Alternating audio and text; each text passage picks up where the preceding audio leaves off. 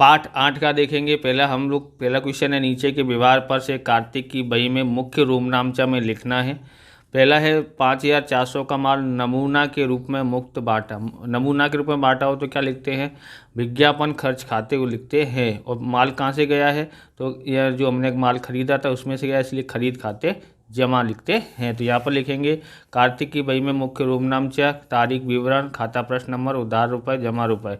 विज्ञापन खर्च खाते उधार 5400 और खरीद खाते 5400। दूसरा देखते हैं, पल्लव को चुकाना रुपए 7200 प्रीतम ने कबूल किया। तो पल्लव ने कबूल किया है, बरोबर, प्रीतम ने कबूल किया है, तो फिर इसने प्रीतम ने कबूल किया था, इसके पल्लव का खाता हम लोग को क्लोज करना पड़ेगा, इसको जमा किया था तो अब उधार करेंगे। पल्लव खाते उधार, प्रीतम खाते का 7200 7200, तो पल्लव खाते उधार और प्रीतम खाते का। ओके, यहाँ पर देखते हैं तीसरा, वेतन मजदूरी खाता बाकी 30,000 है, वर्ष के अंत में खाता बंद करने की प्रविष्टि। तो बस खाता बंद करेंगे तो क्या ले जाएंगे, लाभानी खाते में ले जाते हैं, तो ये जाएगा लाभानी खाते में। लाभानी खाते उधार और वेतन और मजदूरी खाते का, तो लाभानी खाते उधार, वेतन और मजदूरी खाते का। देखते हैं दूसरा, नीचे के व्यवहार पर से जगदीप की बही में मुख्य रोमनामचा लिखिए। आप इस प्रकार के वीडियो देखना चाहते हैं तो डिस्क्रिप्शन में आपको प्लेलिस्ट मिल जाएगी अकाउंट स्टेट के अलग अलग चैप्टरों की, वहां से आप देख सकते हैं। चैनल पर नए हैं, चैनल को सब्सक्राइब करना, क्योंकि इस प्रकार के वीडियो हम आपके लिए बनाते रहते हैं। एकमात्र हिंदी मीडियम का चैनल है जो आपको सपोर्ट कर रहा है, तो आप भी हमें सपोर्ट करें, अपने व्हाट्सएप ग्रुप में और फेसबुक पर शेयर करके इस चैनल को बड़ा बनाने की कोशिश करें। बराबर, मदद करते रहिए, हम भी आपकी मदद करते रहेंगे। तो पहला है, निजी उपयोग के लिए 9000 का माल ले गया। तो निजी उपयोग के लिए लेके गया तो उसको क्या कहते हैं, आहरण। आहरण किया है उसने 9000 का, तो आहरण खाते उधार। और ये माल कहाँ से लिया था, खरीद में से, तो जो खरीदा था तो खरीद खाते का। तो इस तरह से हमने लिखा है, पहला है आहरण खाते उधार 9000, खरीद खाते 9000 होता है। दूसरा देखते हैं, नितिन को चुकाया वेतन का रुपये 21,000 नितिन के खाते उधार किया है। बराबर, क्या किया है, यहाँ पर सीधे बोला नितिन के खाते उधार किया था, और नितिन को खाते को हमको क्या करेंगे, जमा साइड में लिख देंगे, इसके आधार से ही हमको पता पड़ जाता है। और वेतन खाते उधार करेंगे, यहाँ लिखा है वेतन खाते उधार 2000, नितिन खाते 2000 होता है। तीसरा है, उर्वशी के पास से रुपये 6700 लेना था, वह वसूल नहीं हो पाएंगे। तो यानी पैसा डूब जाएंगे, इसलिए डूबत ऋण खाते उधार करेंगे। डूबत ऋण खाते उधार, उर्वशी खाते का। तो यहाँ लिखते हैं, बराबर, डूबत ऋण खाते उधार, उर्वशी खाते का 6700 6700। क्वेश्चन नंबर 3 देखते हैं। क्वेश्चन नंबर 3 है, नीचे के व्यवहार पर जलपा का मुख्य रोमनामचा लिखो। तो यहाँ पर लिखते हैं जलपा का रोमनामचा, 12,000 का माल अनाथ आश्रम में दिया। तो ये अनाथ आश्रम में दान दिया, तो उसको क्या बोलते हैं अपने अकाउंट पे, तो धर्मादा खाता उधार। और कहाँ से गया है, तो खरीद खाते से गया है।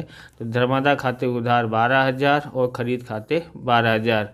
2500 का दायित्व धंधा में लाया। दायित्व लेके आया या इसको देना बोल सकते हैं, तो यानी दायित्व धंधा में लाया, तो ये हमारी क्या होगा, दायित्व हम लोग को जमा लिखना पड़ेगा और पूंजी खाते का। बराबर, दायित्व कहाँ लिखा जाता है, तो दायित्व हम लोग लिखते हैं पक्की तलपट में, दायित्व साइड में। बराबर, तो पूंजी खाते उधार 25,000 और दायित्व खाते 25,000, इस तरह से लिखना पड़ेगा।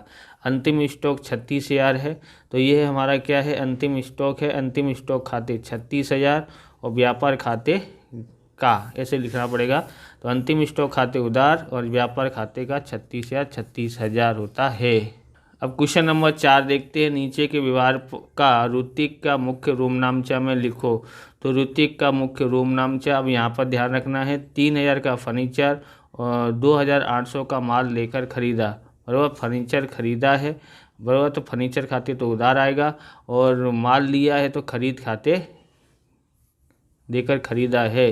बराबर, यानी हमने ये जो है ना माल देकर खरीदा, तो ये हमने यानी माल को क्या किया, बेचा, इसलिए बिक्री खाते का आएगा। माल को क्या किया है, बेच दिया है, और बदले में हमने ये लिया है, रुपए के बदले में हमने ये लिया है और माल बेचा है 2800 रुपये का।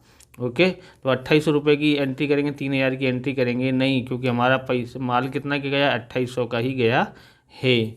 दूसरा देखते हैं माल का, 7000 माल का दुर्घटना में नष्ट हो गया, बीमा कंपनी ने 70% मंजूर किया।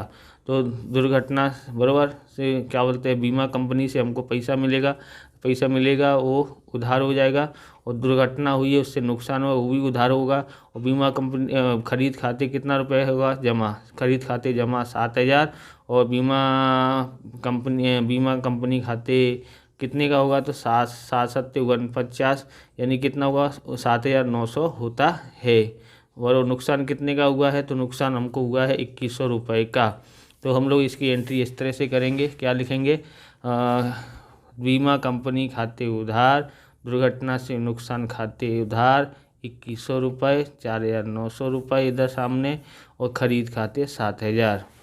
यंत्र पर 8000 घिसाई अपलिखित की गई, तो घिसाई खाते उधार और यंत्र खाते का, इस तरह से हम लोग एंट्री करेंगे।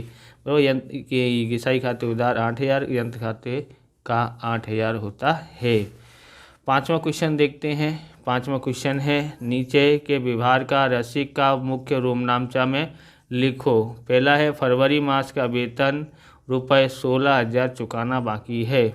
तो वेतन चुकाना बाकी है, तो हम लोग इसको क्या लिखेंगे, इसको ऐसे एंट्री करना पड़ेगा कि चुकाना बाकी है ना, तो वेतन खाते उधार वेतन चुकाना बाकी खाते का, इस तरह से लिखना पड़ेगा। ओके, यहाँ लिखते हैं वेतन खाते उधार 16,500 चुकाना बाकी वेतन खाते का, क्या लिखेंगे, वेतन खाते का 16,500। तो यहाँ भी है मनोज को 300 का ब्याज चुकाना बाकी हुआ, तो ब्याज यहाँ लिखेंगे ब्याज खाते उधार और चुकाना बाकी ब्याज खाते का 300 रुपये, इसकी जैसे ही एंट्री होगी। तो यहाँ लिखते हैं ब्याज खाते उधार चुकाना बाकी ब्याज खाते का 300 रुपये। फिर हम लोग आगे देखते हैं, यहाँ पर लिखा है 25,000 का सेलुलर फोन धंधा के लिए मोदी ब्रदर्स में से खरीदा है, बराबर। तो हम लोग क्या लिखेंगे इसकी एंट्री, तो हमने ये ख़रीदा है, तो हम लोग लिखेंगे सेलुलर फ़ोन खाते उधार 25,000 और मोदी ब्रदर्स खाते का 25,000 लिखते हैं। तो इस तरह से एंट्री किया है, सेलुलर फ़ोन खाते उधार 25,000, मोदी ब्रदर्स खाते 25,000 लिखा है। क्वेश्चन नंबर 6 है, नीचे के विवरणों को एकता के मुख्य रोमनामचा में लिखो। पहला है रुपये 3,000 का माल देकर घर के लिए 2500 का पंखा खरीदा, तो यानी कि 3,000 का माल दिया है, तो हम लोग सीधे सीधे लिखेंगे 3,000 जो है ना हमारा गया है, 3,000 आहरण खाते लिखेंगे और ख़रीद खाते लिखेंगे। क्या लिया है उससे हमको कोई लेना देना नहीं है। अगर धंधे के लिए लिया होता तो उसके लिए लेना देना था, घर के लिए लिया 3,000 का माल ले गया, तो इसलिए लिखेंगे आहरण खाते उधार, खरीद खाते का 3,000। दूसरा है धंधे में से रुपये 6,000 का पुराना फर्नीचर रुपये 5,800 में बेचा, बराबर। धंधे में से 6,000 का पुराना फर्नीचर बेच दिया है, बेचा है, तो हम लोग इसकी एंट्री करेंगे। और नुकसान हुआ है 200 का, तो हम लोग लिखेंगे रोकड़ खाता आएगा, यानी रोकड़ में पैसा आएंगे। रोकड़ खाते उधार, फर्नीचर बिक्री से नुकसान खाते 200 रुपये और फर्नीचर खाते का, तो इस तरह से लिखेंगे रोकड़ खाते उधार 5,800 रुपये और फर्नीचर बिक्री खाते 200, फर्नीचर खाते का 6,000। नयन के पास से मिला 7,000 का लेखा नैना खाते किया। ओके, तो नैना खाते उधार किया है, नैना खाते जमा किया था, जमा किया, तो बराबर जमा ऐसा लिखा था।